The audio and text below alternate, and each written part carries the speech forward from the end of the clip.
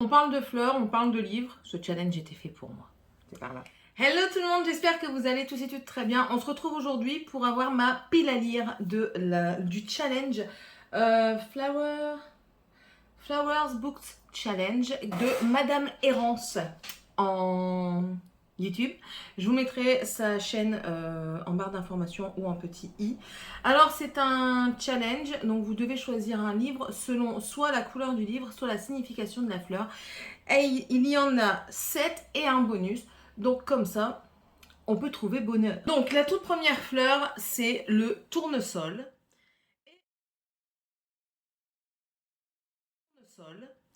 Et le tournesol, bien sûr, c'est jaune. Donc il fallait un livre jaune. Et du coup, j'ai choisi mon jaune à moi, c'est un doré. Ça fait très longtemps que je l'ai et j'avais envie de le lire. Donc du coup, c'est le journal de Carrie avant Sex and the City. Voilà, donc c'est ça. C'est de Candace Bushnell aux éditions Piment. Donc ça, c'est les éditions France Loisirs. Donc voilà, je l'ai mis dans ma pile à lire. On verra bien. C'est pas un très très grand bouquin, quoique oui, 414 pages. Donc on verra bien ce que ça donne. Mais voilà ce que j'ai choisi pour le jaune. Et ensuite, pour la signification, c'est sur la loyauté. Alors, bien sûr, comme elle l'explique, il ne faut pas prendre le mot au sens strict, il faut le prendre au sens large.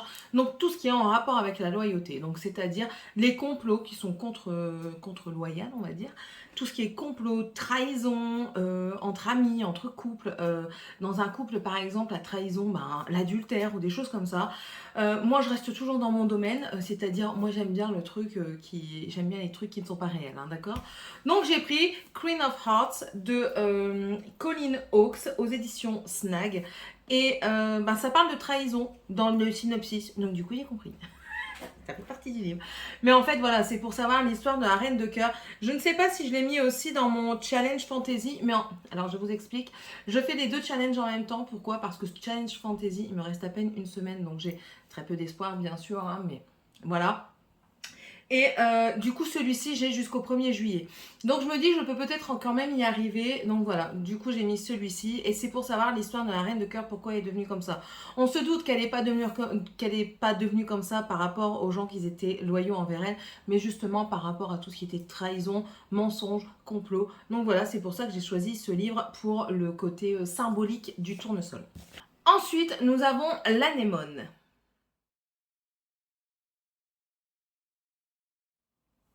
L'anémone, elle était de couleur bleue, donc elle est de couleur bleue. Donc du coup, pour ce faire, j'ai choisi Les fiancés de l'hiver. C'est la saga Le Passe-Miroir. Ici, c'est le livre 1 de Christelle Dabos. Et ici, c'est aux éditions Pôle Fiction. Pardon, Pôle Fiction. Gallimard Jeunesse, voilà. Gallimard Jeunesse. Je ne sais plus exactement de quoi ça parle, mais voilà, la couverture a été bleue, donc c'est l'occasion de découvrir. Je sais qu'il a eu énormément de succès, il en a toujours. Quand je vais dans un salon du livre, c'est toujours une file d'attente incroyable si on veut la rencontrer. Donc je me dis pourquoi pas le lire pendant ce challenge. Et ensuite, pour la symbolique, l'anémone, comme elle disait, est pris comme un symbole magique dans certains pays. Donc du coup, qu'est-ce que j'ai choisi? Moi, je crache, je crache le mot. J'ai choisi le dernier tome de... C'était quoi déjà? Oh zut! Bon, ici, c'est le nœud de la sorcière. Zut, je vais plus revenir dessus. Oh, la honte, Céline, la honte. Vas-y, retrouve. Le livre perdu des sortilèges. Voilà, ça ici c'est le tome 3, le dernier tome de la saga. Donc je me dis c'est une bonne occasion pour le finir. Le nœud de la sorcière, c'est l'histoire d'une sorcière qui rencontre un vampire. Elle doit retrouver l'Ashmole. 900... L'Ashmole quelque chose. Il est dedans ou pas? L'Ashmole 782. Et du coup, s'ensuit toute une quête. Et puis elle est sorcière. Donc qui dit sorcière dit magie. On parle de voyage dans le temps et bien sûr pour voyager dans le temps il faut un petit peu de magie. Donc voilà celui que j'ai choisi. Donc c'est de Deborah Harkness et ici c'est les éditions Orbit Calman Levy. Voilà. Ensuite en troisième nous avons la fleur la rose.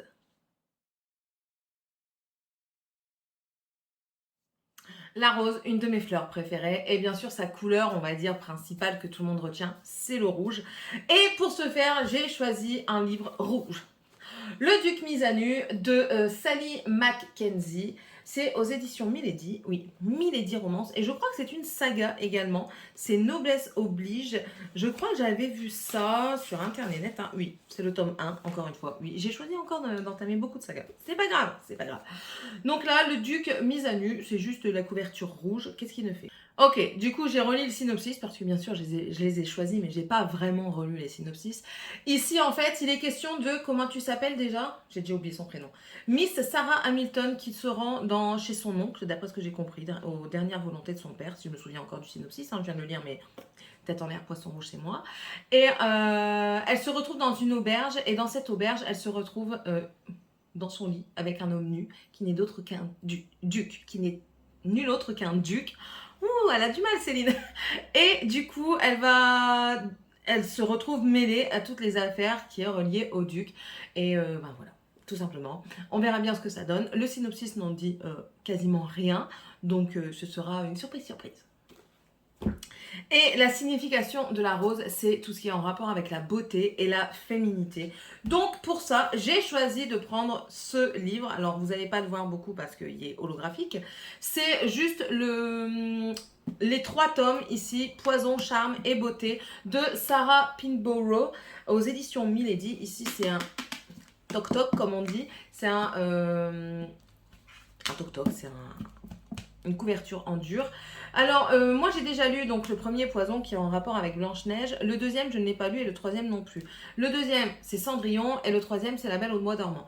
Donc, la beauté, je pense qu'une réécriture de conte, ça en fait partie. Surtout quand on parle de La Belle au Bois dormant, de Cendrillon et de Blanche-Neige. Bien sûr, je ne relirai pas le premier parce que sinon je vais me freiner, comment on dit, me retarder dans le challenge. Donc du coup, je vais lire Charme et peut-être que à la fin du challenge, si j'ai lu tous les livres, on croise les doigts, je m'attarderai sur Beauté ou alors je laisserai dans la pile à lire pour une autre fois. Mais bon voilà, c'est ça que je veux lire et du coup Beauté. Poison m'avait bien surprise parce que c'est vraiment une réécriture de conte.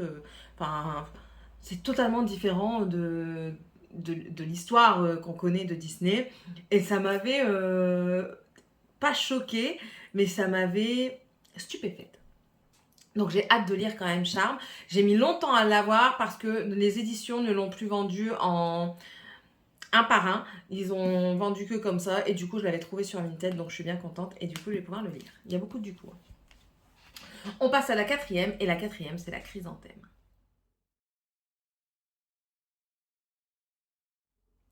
La chrysanthème, du coup, elle est représentée par la couleur verte dans le challenge. Et qu'est-ce que j'ai choisi?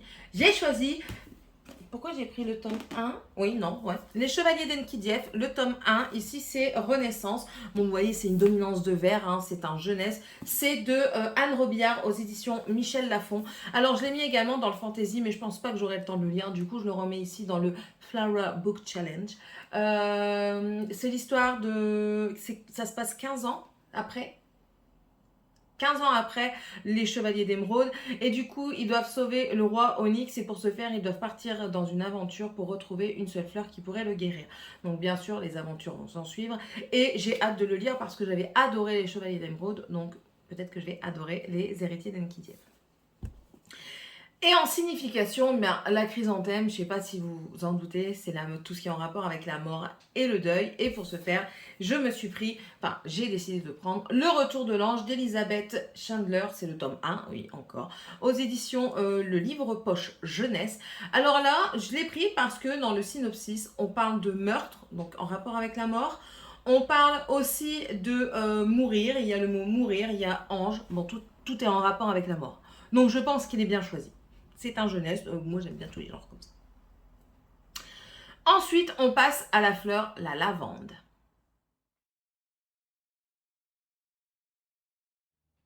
La lavande, elle est connue pour sa couleur décidément, sa couleur violette. Et en tant que violet, j'ai choisi celui-ci. C'est la saga Les Sœurs de la Lune, le tome 1, Witchling. C'est de Yasmine Galenorn aux éditions Milady. Alors ça parle de sœurs humaines, fées, agents de la CIA. Il y a de la magie, witchling, sorcière, je pense. Hein, donc on verra bien. Ah oui, je fais pas beaucoup de résumés. Hein.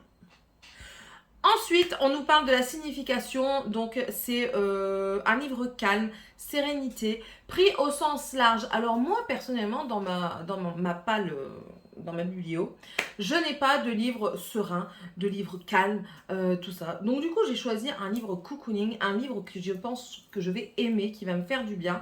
Et j'ai choisi Maîtresse de tous les mots. Donc j'ai pris Maîtresse de tous les mots, donc c'est de Serena Valentino aux éditions Hachette Heroes. Pourquoi j'ai pris ça ? C'est mieux s'il est dans le champ. Ça parle d'un Disney en fait. C'est encore une fois une réécriture de conte, mais on voit bien que c'est du Disney. Là, on va découvrir pourquoi Maléfique est devenue comme ça. Pourquoi je le prends comme livre cocooning? Déjà de 1, j'adore Disney et j'adore Maléfique, j'adore le personnage. Donc je pense que je vais me plaire à lire ça, je vais me sentir bien parce que justement, je vais découvrir ce qui s'est passé dans sa vie pour qu'elle devienne comme ça. Je sais, c'est pas, comment on va dire, je fais pas comme tout le monde. D'accord? J'ai pas envie. La 6e fleur, c'est la pivoine.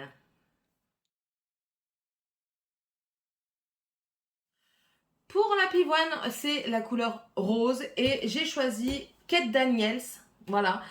C'est le tome 1, Morsure magique, c'est de Ilona Andrews aux éditions Milady. Pourquoi rose? Parce qu'ici il y a du rose et en fait sur la tranche c'est rose. J'en ai pas de livre rose aussi, non. Donc voilà, j'ai choisi celui-ci. C'est pareil, je ne me souviens plus exactement. Je l'avais commencé, fut un temps, et puis je me suis lassée de la lecture parce que j'avais mes enfants et tout ça, j'avais pas vraiment le temps, ils étaient encore petits. Donc voilà. Mais je sais qu'il y a eu beaucoup de bons avis dessus, donc j'ai vraiment hâte de découvrir. Et puis je sais qu'il a été en rupture pendant un moment. Donc voilà, ça c'était le rose. Et en plus, la signification de la pivoine, c'est la timidité, les sentiments. Et j'ai tout de suite pensé à ça, c'est Crescendo de Becca Fitzpatrick aux éditions ici Pocket Jeunesse. C'est l'histoire de Nora et de Patch qui sont amoureux et en fait Nora a toujours ses sentiments mis à mal parce qu'elle l'aime, donc ça fait partie des sentiments, l'amour. Elle est de nature assez timide.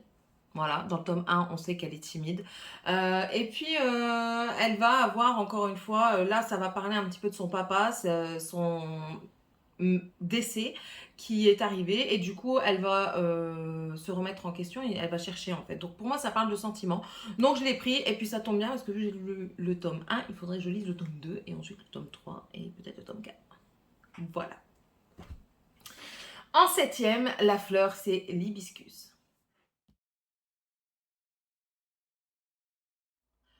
Alors, l'hibiscus, c'est orange, la couleur orange. Donc, pour le orange, j'ai choisi Les Cavaliers de l'Apocalypse de Larissa Yon. C'est le tome 1, Guerre. Et pourquoi j'ai choisi orange? Parce que tu tout dit orange, quasiment, presque.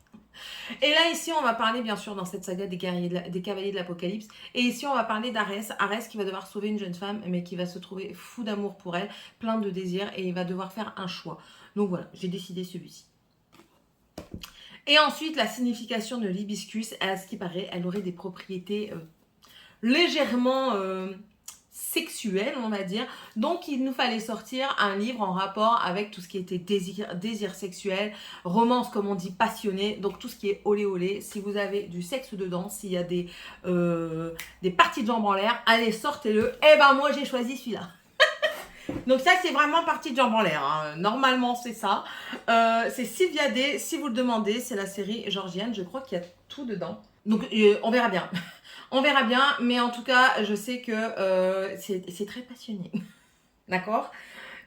C'est tout. C'est la même autrice qui a fait Crossfire. Et Crossfire a été une tuerie. Voilà. Donc, moi, je ne l'ai pas lu, hein, Crossfire. Mais je sais. On me l'a dit. Donc voilà, j'ai choisi celui-ci pour la signification de l'hibiscus. Ensuite, on a une section bonus qui est la fleur marguerite.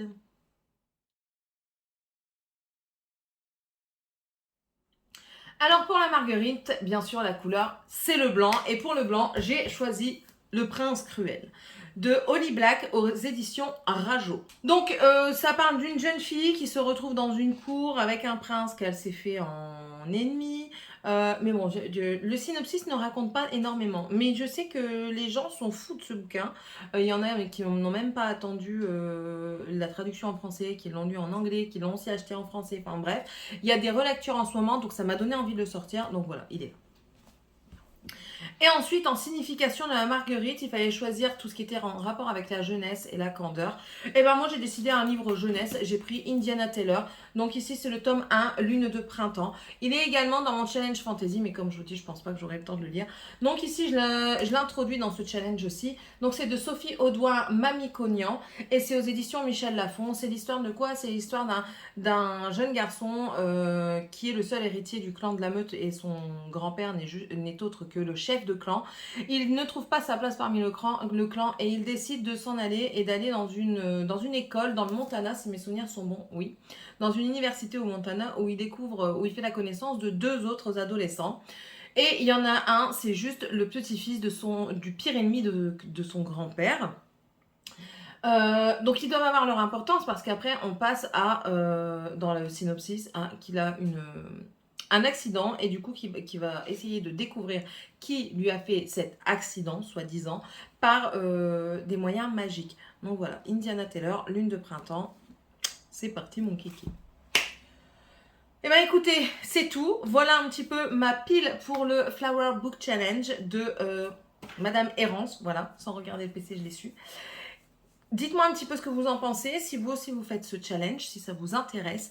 N'hésitez pas à me laisser un commentaire, à me mettre un pouce en l'air, à vous abonner si c'est toujours pas fait et si vous le désirez. Moi c'est Céline, ici c'est assez diversifié, hein. Il faut se l'avouer, clairement. Et puis sur ce, je vous attends dans une prochaine vidéo et je vous fais d'énormes bisous. Bye!